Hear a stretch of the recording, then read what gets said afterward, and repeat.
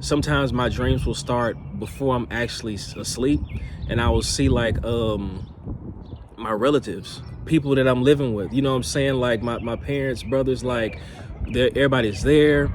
And essentially we're all working on something, and like the vibe I get is like we're all working on just loving each other, essentially, no matter what things are going on in our lives. Like we all love each other, everybody's happy. Hello everybody, my name is Alec Nance, and today I wanted to talk about how to open your third eye.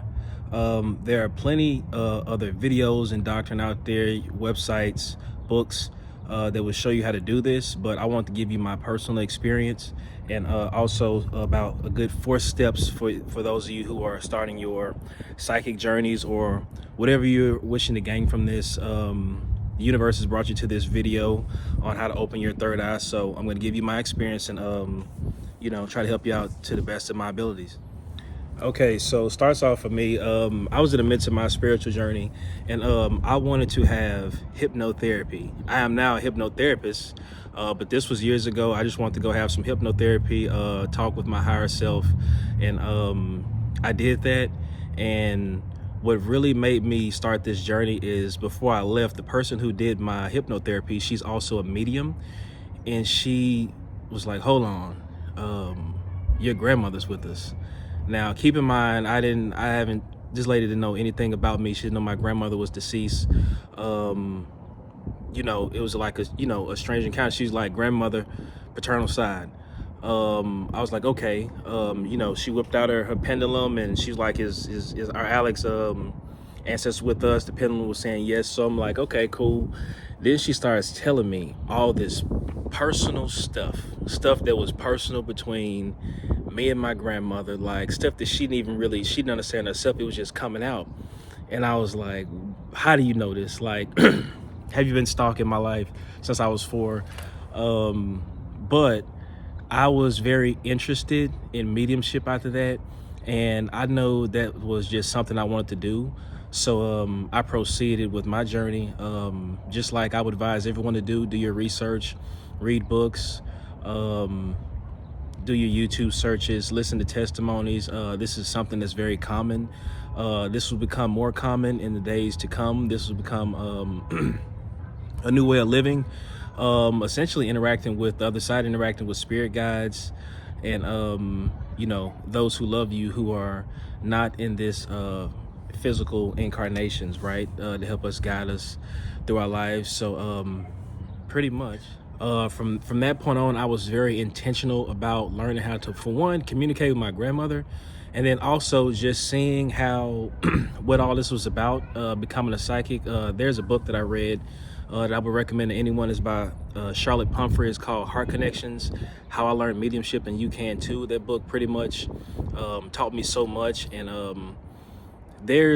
I'm still into my journey. There's things that I could that are kind of more advanced, astral projections and things of that nature, that I'm still experiencing now.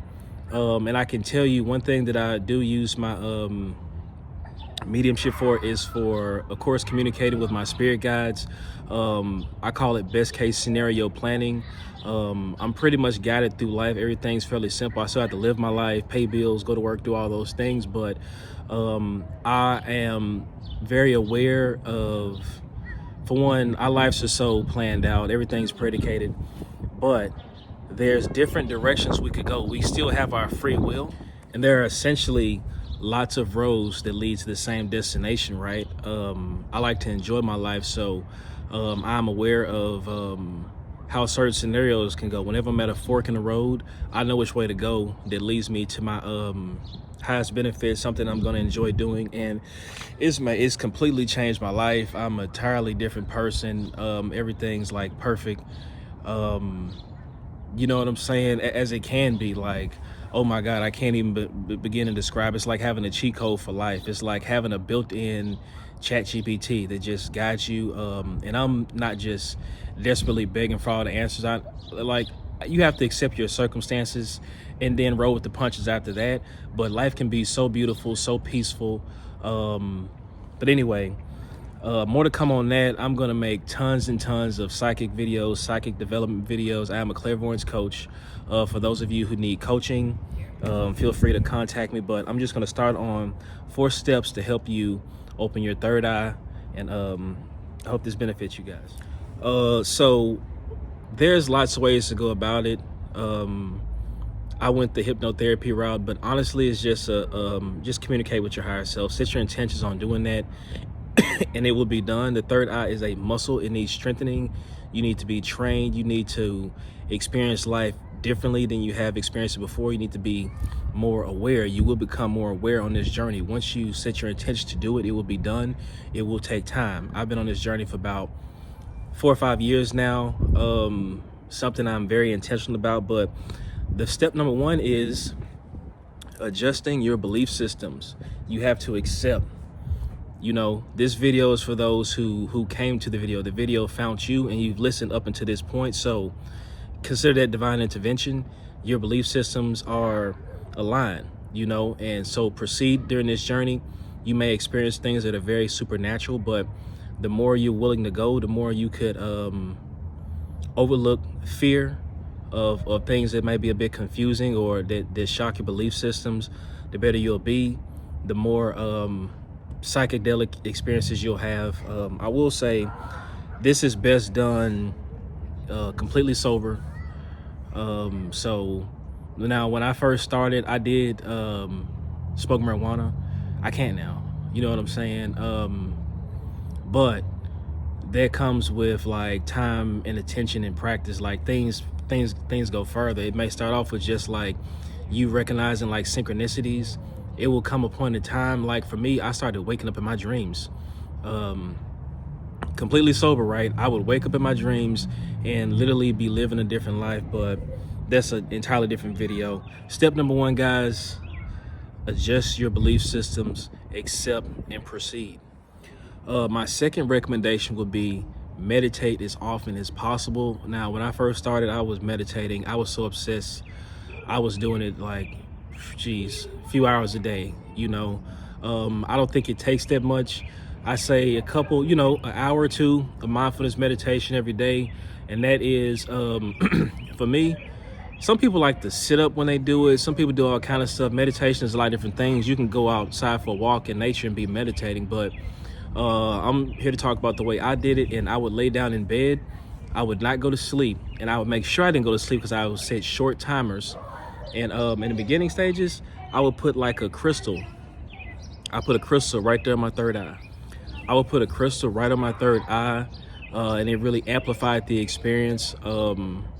Like I say, I would set 15-minute timers with a goal of meditating for an hour. So I just stop. I break it down into increments, and before I knew it, the clock, the timer, was synchronizing with what I was seeing, like what I was experiencing. It was kind of like you're dreaming damn near. They call it the theta brainwave state. That's what I'm a hypnotherapist. That's what I put my clients into. I can put myself on hypnotherapy. It's just like a deep meditation. But that's when I was experiencing like astral travels, remote viewing, viewing past lives, all types of things just like popping. It was like became like interactive over time. I started to be able to channel really, really well. To the point like I offer mediumship now. It's easy, super easy at this point. So meditate as often as possible. And let me tell you, a major cheat code. If you don't have time to do it during the day, I would do this anyway. Take a crystal, put it right there in the center in your third eye chakra. Place it there. Lay down in your bed on your back for about 15 minutes right before you go to sleep. And if you can, as soon as you wake up in the morning,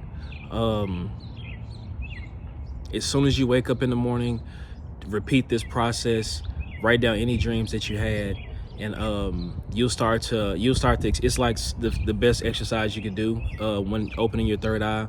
Highly recommend, and it was the key to me continuing on, actually having something to show for the work I was putting in with this journey. The third tip is, and I just said this, but now I want to expound a little bit more. Writing down your dreams every single night. So important. That is, so many things happen when we sleep. Like we are not, this is a body. This is not I guess who I am. Like this is like a suit. This is like I'm driving. It's like a soul's driving a car, pretty much having a human experience. But we leave our bodies. Our soul leaves our bodies at nighttime. We meet with others. Dude. Sometimes I will. It's like we plan out our lives. We're all working on this story together. Sometimes my dreams will start before I'm actually asleep, and I will see my relatives, people that I'm living with, you know what I'm saying? Like my parents, brothers, like everybody's there. And essentially we're all working on something. And like the vibe I get is like we're all working on just loving each other, essentially, no matter what things are going on in our lives. We all love each other, everybody's happy, and we're all just planning out our lives together. It's a beautiful experience. And then sometimes dreams are your subconscious contacting you, giving you a little nudge. They might not make any sense. It might make no sense at all, but it's going to steer you in the right direction. That's why I say write down everything. I've written down things years ago that are happening today. You know what I'm saying? It's like crazy. It's like I wrote down my entire 2025 and 2024. Just certain key moments, and that's always amazing. So write down your dreams every night, guys. Step number 4 is staying grounded and living a peaceful life. When I say grounding, you got to be sober as much as you can. Don't get discouraged if you can't just stop certain things now, right? Continue on by all means. You might not be able. I don't know how it's gonna work for you. This is my experience. You guys can do your research. I'm speaking from my experience and what I did. I wasn't reading a bunch of books and doing all this stuff. I did read one book, but everything that I've experienced, I was kind of guided by my spirit guides, by my loved ones who aren't here anymore, and taught by them. That's why I can go about my life so confidently that I'll never be in harm's way. I'm meant to be alive right now. You know what I'm saying? It's crazy to think about, but I'll always be in the right place at the right time. Something I didn't look for: synchronicities during this journey. Look for angel numbers. Look for things just syncing up. Look for divine intervention and know that something is always communicating with you. The universe is always communicating with you.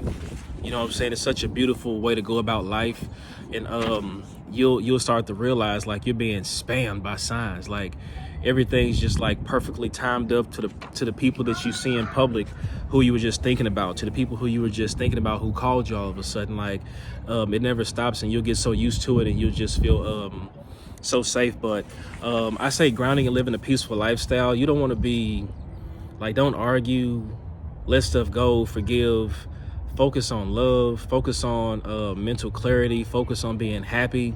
You have to live life as though you're dead almost.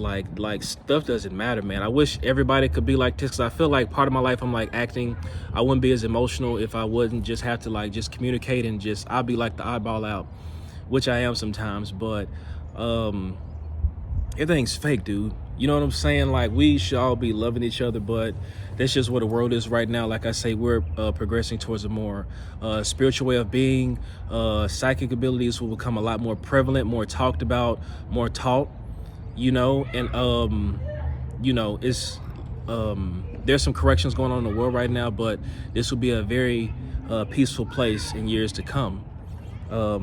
So yeah, stay grounded, pursue a peaceful life by all means. If you want to keep that third eye open and not have any fear, the worst thing you could do during this journey is exasperate your fear. Take it easy. You know what I'm saying? That's all I got for you guys. Hope that was helpful. Plenty more videos to come. If anything that you thought was beneficial, put in the comments, get at me. I will respond more than likely. That's all I got for you guys. Love y'all. Till next time. Peace.